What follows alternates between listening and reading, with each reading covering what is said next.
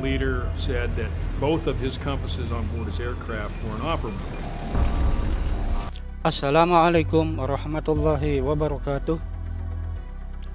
Hai semuanya, selamat berjumpa kembali di channel YouTube saya Rusdi bersama saya Bang Rusdi. Pada channel ini saya sukanya mengangkat tema tentang Islam dan sains. Selama beberapa menit ke depan kita masih akan membahas masalah misteri segitiga Bermuda. Bagaimanakah penjelasannya? Simak video ini sampai selesai ya.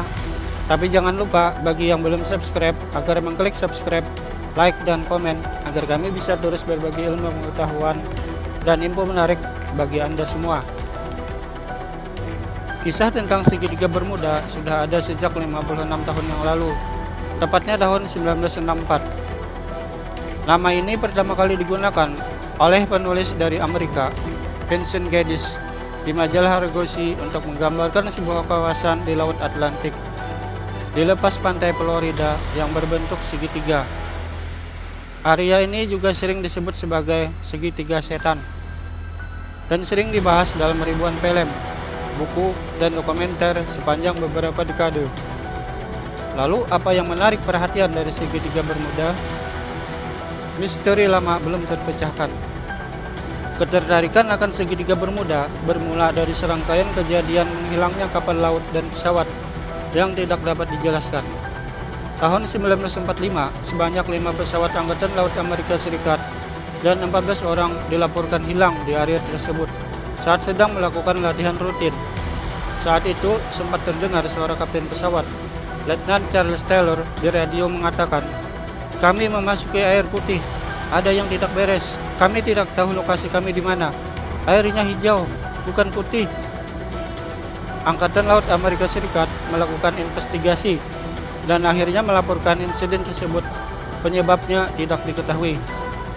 Sejak kejadian tersebut sampai tahun 1980-an, sebanyak 25 pesawat kecil hilang saat melewati segitiga Bermuda.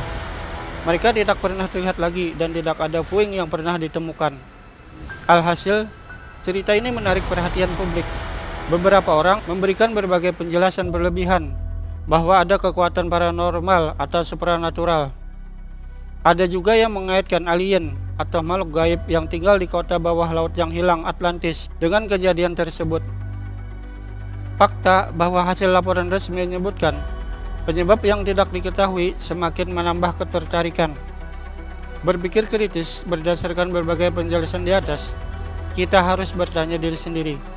Jika kita tidak tahu apa yang menjadi penyebab atas suatu hal, atau jika suatu hal terjadi terlihat misterius, apakah kita harus mencari jawaban dari sisi paranormal, seperti hantu atau roh, atau supranatural, sihir atau keajaiban? Bagi beberapa orang akan melakukan itu. Mereka merasa penjelasan itu yang menarik.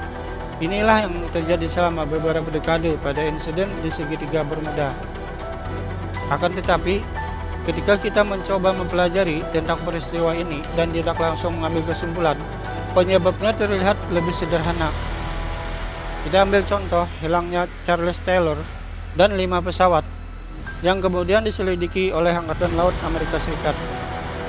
Investigasi tersebut menemukan bahwa saat mulai gelap dan cuaca berubah, Taylor membawa pesawat menuju lokasi yang salah. Taylor juga mempunyai pengalaman hilang saat terbang. Dia telah 2 kali diselamatkan di Laut Pasifik. Angkatan Laut sendiri sudah memahami apa yang sebenarnya terjadi, bahkan sebelum kejadian menghilang. Namun, insiden itu akhirnya disimpulkan sebagai tidak diketahui penyebabnya. Karena Ibu Taylor yang tidak ingin menyalahkan rekannya atas apa yang terjadi, bersikeras bahwa jika Angkatan Laut tidak bisa menemukan bangkai pesawat, maka mereka tidak bisa menentukan apa yang sebenarnya terjadi. Tidak ingin menyalahkan Taylor atas tragedi tersebut, Angkatan Laut pun setuju dengan alasan tersebut. Sebagian besar pilot dalam insiden tersebut masih dalam pelatihan. Artinya, mereka tidak mengetahui bagaimana menggunakan semua kendali dalam pesawat selama terbang di malam hari atau cuaca buruk dengan baik. Tidak hanya itu, pesawat yang sedang diterbangkan juga diketahui akan tenggelam dalam waktu setidaknya 45 detik jika mereka mendarat di air. Dan apabila pesawat tenggelam di lautan luas, Meskipun kejadian ini sangat langka di masa ini, seringkali tidak akan ditemukan lagi. Ini benar adanya, bahkan sampai saat ini, meskipun ada peningkatan teknologi pesawat dan metode pencarian penyelamatan. Misalnya, hanya ada sejumlah puing kecil dari pesawat Malaysia Airlines MH370 yang hilang pada tahun 2014 bisa ditemukan. Meninggalkan mitos lama saat ini. Pesawat besar sering melintas di segitiga Bermuda dan tidak ada yang menghilang. Kita pun bisa melacak penerbangan di area tersebut langsung secara daring. Faktanya, dari pertengahan 1940 hingga 1980-an, lebih banyak pesawat kecil yang jatuh di daratan Amerika Serikat dibandingkan di segitiga Bermuda. Namun, karena mereka jatuh di daratan dan puing-puing pesawat bisa ditemukan, maka tidak dianggap misterius.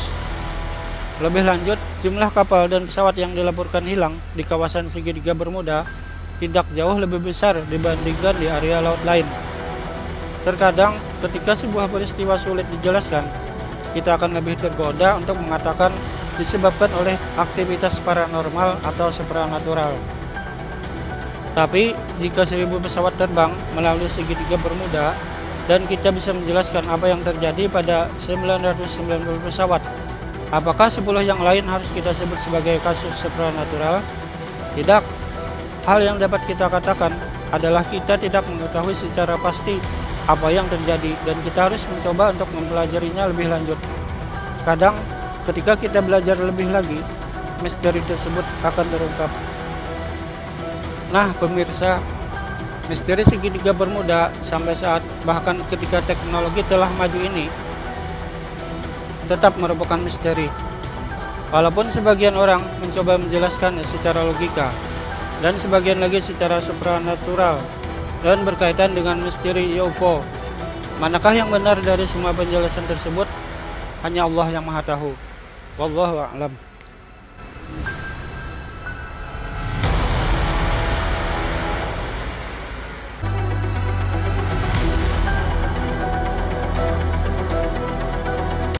Student pilots about which way they should be going.